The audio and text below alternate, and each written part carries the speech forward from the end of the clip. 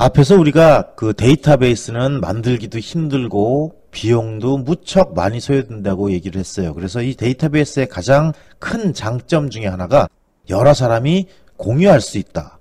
다양한 데이터가 여러 사람들이 사용하기에 각기 다른 목적에 의해서 만들어졌다 할지라도 이미 구축된 데이터베이스를 이용해서 사람들이 혼용해서 같이 사용할 수 있다라는 것이 데이터베이스의 가장 큰 장점 중에 하나라고 얘기했었습니다. 자, 그래서 이번에는 이 정보들을 어떻게 교환할 수 있는지 또는 정보를 어떻게 공유할 수 있는지에 관한 얘기를 해보려고 합니다. 자, 먼저 의사결정 지원 시스템부터 얘기를 할게요. 의사결정 지원 시스템이 뭔가부터 먼저 살펴보죠. 어떠한 계획을 결정하기 위해서는 그 의사결정자들이 여러 형태로 요구사항을 이해하고 참고해서 공통된 목표를 위해서 결정을 해야 됩니다. 어떠한 문제를 해결하기 위한 특수한 경우에서는 해결하기 어려운 문제들이 많이 발생을 하게 되죠. 그래서 이러한 문제들 때문에 의사결정을 못하게 되는 경우가 있어요. 이런 경우를 대비해서 여러 결정 탐색 과정, 즉 해석적 모델링과 같은 여러 과정을 의사결정에 도입을 해요. 그래서 의사를 결정하는데 도움이 되도록 지원해주는 시스템이 의사결정 지원 시스템입니다.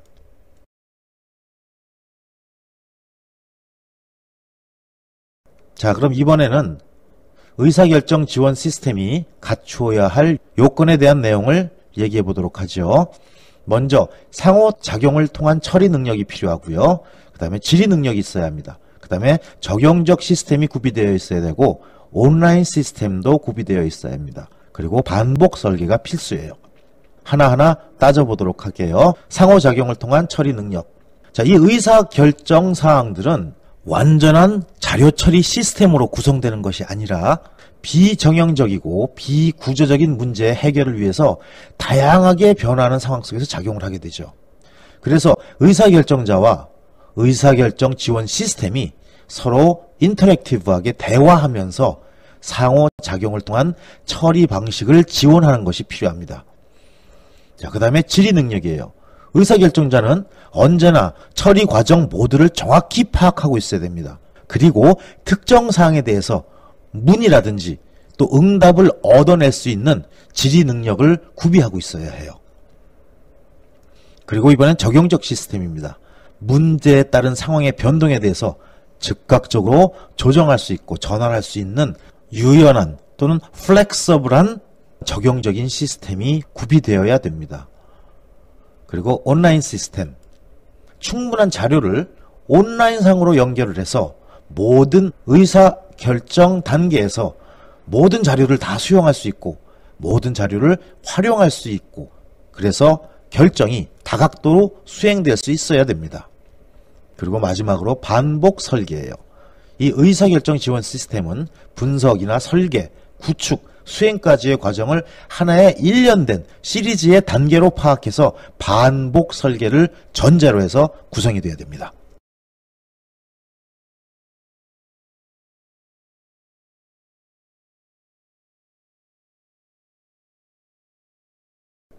자, 그럼 이번엔 의사결정 지원 시스템의 특징에 대한 얘기를 해보죠. 의사결정 지원 시스템의 특징. 자, 의사결정하는 사람과 이 문제 사이의 목표가 완전히 정의되어 있지가 않아요. 즉 구조화가 이루어지지 않았다는 얘기죠. 그래서 의사결정가하고 이 문제 요거를 구조화시켜서 문제를 해결하는 데 도움을 받기 위해서 만들어진 것이 바로 의사결정 지원 시스템입니다. 그래서 이 의사결정 지원 시스템은 다양하게 활용이 돼야 되고 또 그거를 사용자가 사용하거나 접근하기 쉽게 사용자 인터페이스 즉 사용자 접속 장치가 내포되어 있어야 됩니다.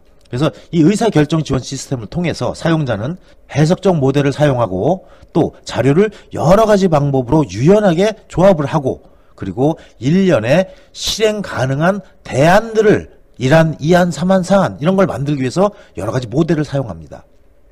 그렇기 때문에 의사결정 지원 시스템에서는 다양한 의사결정의 형태를 지원해요. 그리고 사용자의 요구에 맞도록 새로운 능력을 제공하기 쉬운 형태로 변경하는 것이 가능합니다. 또 이 의사결정 지원 시스템은 상호작용적이고 반복적인 문제가 해결될 수 있기 때문에 다양한 경로를 통해서 의사결정 과정이 이 시스템에 포함되어 있습니다.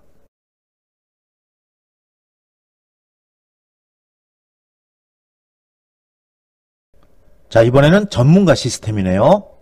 이 전문가 시스템은 어떤 결론을 도출하기 위한 생성 시스템의 하나입니다. 그리고 인공지능 기술의 응용 분야 중에서 가장 활발하게 사용되는 분야 중에 하나예요. 어떤 한 전문가가 특정 분야에 대해서 가지고 있는 지식이 있어요. 이거를 정리해서 컴퓨터에 저장을 해놓죠. 그러면 일반인이 여기를 접속하면서 이 전문 지식을 이용할 수 있도록 유도하는 시스템이 바로 전문가 시스템입니다. 쉽게 얘기하면 여러분 네이버에서 지식인 같은 거 있죠? 그런 시스템을 생각하시면 돼요. 이 전문가 시스템은 전문적인 지식을 가지고 있지 않은 일반인들이 데이터베이스의 구성이 어떻게 되는지 몰라요. 또 데이터베이스가 어떻게 설계되는지도 몰라. 또 이 데이터베이스를 어떻게 활용하는지도 모르지만 이러한 지식이 없이도 전문 지식을 또는 전문가의 지식과 경험을 일종의 데이터베이스로 구축을 해 놓았기 때문에 이 데이터에 그냥 단순히 접속만 해서 이러한 전문가의 경험이나 의견들을 자기가 필요한 그런 상황에 활용할 수 있도록 설계된 시스템입니다.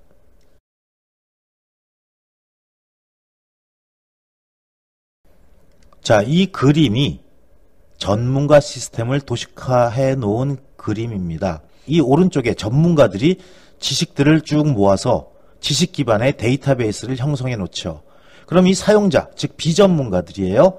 이 사람들은 지식을 기반으로 한 이런 데이터에 접속을 하거나 또는 출원 기관에 의뢰를 하거나 또는 여러 가지 설명 기능을 통해서 전문가가 가지고 있는 지식을 자기가 활용할 수 있도록 이렇게 도움을 받을 수 있도록 데이터를 구축해 놓은 시스템을 전문가 시스템이라고 이야기합니다. 이 전문가 시스템은 굉장히 많은 부분에 활용이 돼요. 여러분들 뭐 네이버 지식인 같은 데 들어가면 상당히 많은 정보들이 있죠. 예, 정말로 필요할 때, 급할 때, 물어볼 수가 없을 때 또는 변호사를 선임해야 되는데 거기까지 가기 전에 그러한 정보들을 이쪽을 통해서 많이 얻어낼 수가 있어요. 그래서 의학이라든지 지질탐사, 그 다음에 군사 영역에 많이 사용이 되고요. 최근에는 이제 GIS를 지원하기 위한 전문가 시스템이 다양한 형태로 제공되고 있습니다.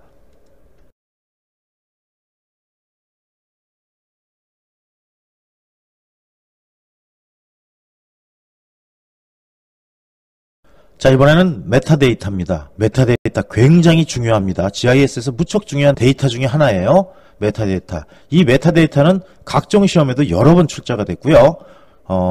학교의 정규과정에서도 GIS를 다룰 때는 반드시 언급을 해야 되는 부분입니다. 무척 중요합니다. 메타데이터. 뭔가 볼까요? 자, 메타데이터. 실제 데이터는 아니에요. 예. 뭐 메타데이터라며. 예, 데이터예요. 실제 데이터는 아니라며. 예, 실제 데이터는 아니에요. 뭔 소리요? 실제 데이터는 아니지만 데이터베이스, 그 다음에 각각의 데이터에 대한 레이어, 자료층이죠.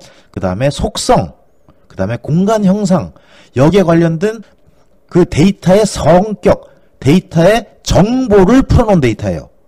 다시 말하면 데이터의 내용이나 데이터의 품질, 데이터의 조건, 이러한 특성들을 저장한 특수 데이터란 얘기입니다.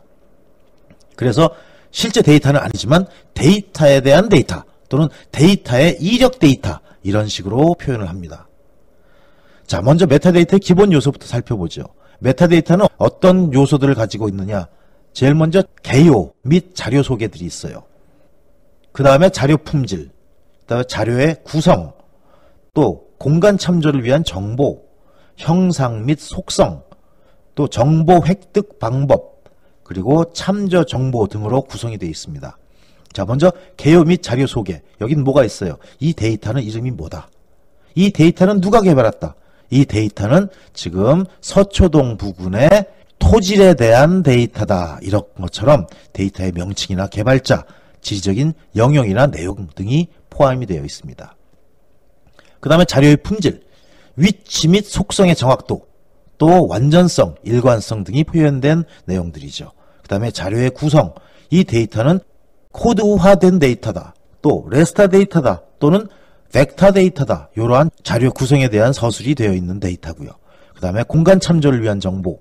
여기는 사용된 지도의 투영법이 무엇인지, 또 이 투영법을 이용했을 때 어떤 변수로 투영을 했는지, 또 사용되는 좌표계가 국지타원체인지 아니면 지구를 하나로 감싸고 있는 WGS 좌표계인지, 이러한 좌표계에 대한 내용도 수록이 되어 있죠. 그 다음에 형상 및 속성 정보가 들어가 있습니다. 데이터에 포함된 지리 정보, 그 다음에 이걸 어떻게 수록했는지에 대한 수록 방식들이 속성 데이터로 들어가 있고요. 또 정보를 취득하는 방법이 들어가 있어요. 어떤 기관에서, 예를 들어서 서울시에서 발주해서 무슨 항공사에서 찍은 항공사진, 이런 식으로요. 그래서 관련된 기관이라든지 자료 취득하는 형태, 그 다음에 이 정보의 가격, 이런 것들이 포함되어 있죠. 그리고 참조 정보들이 들어가 있습니다. 이거를 작성한 사람은 누구? 그 다음에 몇 월 며칠에 무슨 일지, 어디 보완했고, 어디 갱신했고, 어디 수정했고, 이런 내용들이 들어가요. 즉 다시 말하면 이 메타데이터는 뭔가요? 데이터의 꼭지예요. 그 데이터를 설명하는 꼭지라고 생각하시면 돼요. 우리 이미지 파일에서 헤더라고 얘기하는데 머릿부분이라고 생각하시면 됩니다. 그래서 이 메타데이터는 굉장히 중요해요. GIS 데이터 중에서. 우리가 이 메타데이터만 쫙 검색해보고도 이게 우리나라 지형을 감싸고 있는 거구나. 그러면 내가 이 지형도를 사용할 수 있겠구나. 이런 걸 판단할 수가 있고, 몇 년도에 만든 거네? 이거 너무 오래된 데이터야. 그 다음에 좌표계? 이건 우리가 지금 쓰지 않는 좌표계인데, 이런 걸 파악할 수 있어요. 정확도 5000분의 1이야? 안 되는데, 우리는 굉장히 고정밀도를 요구하는 작업을 해야 되는데, 다시 말하면 이 메타데이터만 훑어보고도 우리가 사용하기 적합한 데이터인지, 우리의 목적이 안 맞는 데이터인지 알 수가 있다는 얘기입니다.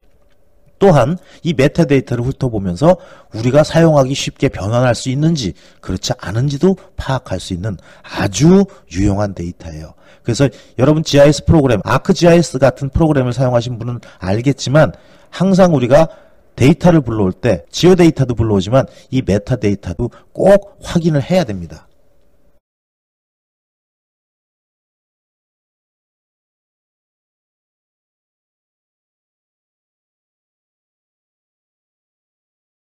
그럼 이 메타데이터가 왜 필요해요? 지금 그 필요성에 대해서 여러 가지 설명했어요. 너무 주저리 설명해서 정리가 안 됐죠? 정리를 해봅시다.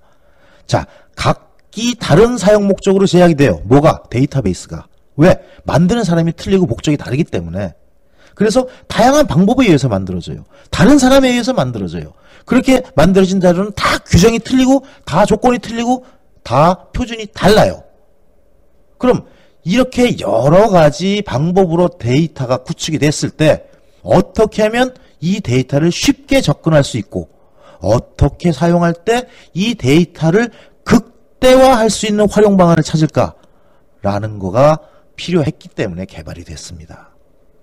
그래서 각기 다른 목적과 각기 다른 용도로 제작된 각각의 데이터베이스에 접근하고 또 이 데이터베이스를 활용하기 위해서는 이 데이터가 갖고 있는 정보들을 참조한 이런 자료의 특성을 파악해야 돼요. 이때 가장 필수가 되는 게 바로 메타데이터란 얘기입니다. 왜? 이 메타데이터가 각각의 자료에 대한 자료 자체의 정보를 담고 있기 때문이에요. 그래서 메타데이터를 통해서 우리가 활용하려는 데이터베이스의 상태와 정확도는 기본이고 이게 사용 목적에 부합되는지 안 되는지 그 다음에 이거를 사용했을 때 어떠한 효과가 있는지를 판단할 수 있는 것도 가능한 게 바로 메타데이터의 덕분입니다. 이 메타데이터는 시험에 무척 많이 나왔어요. 정말 많이 나왔어요.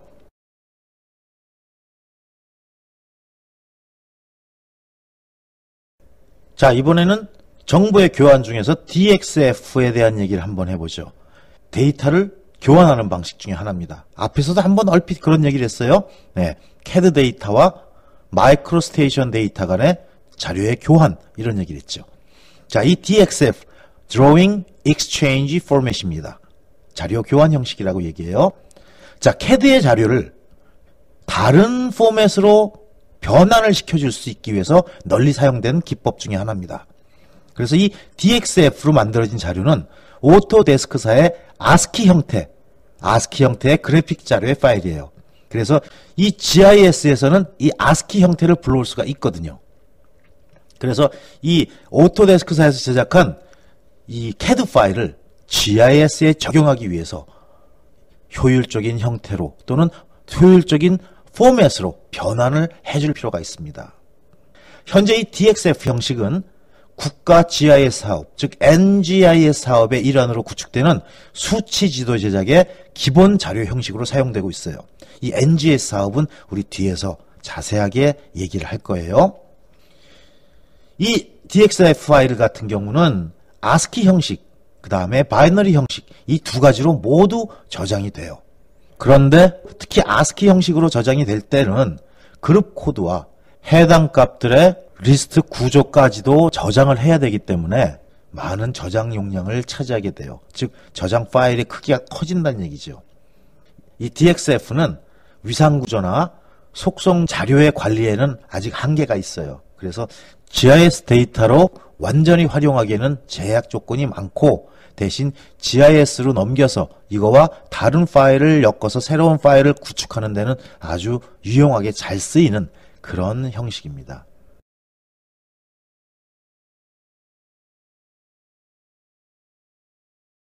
자, 그 다음에 이번에 또 자료를 계속 정보를 교환하는 얘기를 하고 있어요. 자, 공간 자료 교환 형식 SDTS, Spatial Data Transfer Standards 기준이죠. 공간 정보를 서로 돌렸을 수 있도록 하는 기준. 자, 이 NGIS, 국가 GIS 사업, 여기서 구성하고 있는 각각의 데이터, 특히 GIS 데이터겠죠. 이 위상 벡터 데이터 형식을 처리하는데 이 정보를 교환하기 위해서 공통자료의 교환 형식이 필요합니다. 요거를 정의한 게 SDTS예요. 그래서 모든 종류의 공간 자료들을 서로 변환할 수 있도록 이런 표준을 만든 겁니다. 그래서 우리나라에서는 정보통신부에서 표준화 분과위원회를 구성해서 한국 표준을 만들었어요. 자, 그럼 이 SDTS 어떤 특징을 갖고 있는지 한번 볼까요? 모든 유형의 공간 자료의 교환이 가능하다. 즉 어떤 프로그램에서든지 돌렸을 수가 있다는 얘기죠. 그렇기 때문에 그 다음 항목이 뭐예요? 서로 다른 시스템들 간에서 자료를 공유할 수 있다. 이게 바로 가장 큰 목적입니다. 앞에서도 이제 데이터베이스는 우리가 만들기도 비싸고 힘들고 노력도 많이 들고 시간도 많이 든다고 얘기했지요. 이렇게 엄청난 고생을 해서 엄청난 비용을 들여서 만들어 놓은 데이터를 가급적이면 다 쓰도록 하자. 또 이 GIS 사업은 엄청나게 덩어리가 크기 때문에 주로 이 데이터베이스의 구축은 국가에서 담당합니다. 그래서 국가에서 이렇게 많은 돈을 들여서 만들어 놓은 데이터를 국민들이 적절히 활용할 수 있도록 풀어주자는 의지가 강한 거죠. 그렇기 때문에 너도 나도 쓸 수 있다면 이 데이터의 가치가, 즉 스페이셜 데이터, 공간 자료의 가치가 확대되겠죠. 아까도 얘기했지만 이 SDTS는 NGIS 데이터의 표준화로 제정이 되었어요. 그래서 ISO 또 NC8211 이거를 사용하기 때문에 논리적인 규약을 물리적인 수준으로 전환하는 것도 가능합니다. 자, 이번엔 개방형 GIS네요. 오픈 GIS. 메타데이터라든지 분산 객체형 데이터베이스, 인터베이스 이런 하부 구조를 이루고 있는 분야의 표준화고 규약을 제공하기 위해서 GIS 사업을 통해서 지형 정보 또는 공간 정보죠. 이러한 유통을 인터넷으로 활용할 수 있도록 하자. 즉 인터넷 활용과 연계시키자라고 만들어진 GIS의 하나의 분야입니다.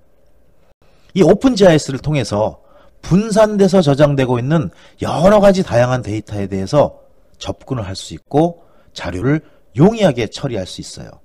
그리고 이 오픈 GIS에서는 가장 중요한 게 상호 운영성이 필수적입니다.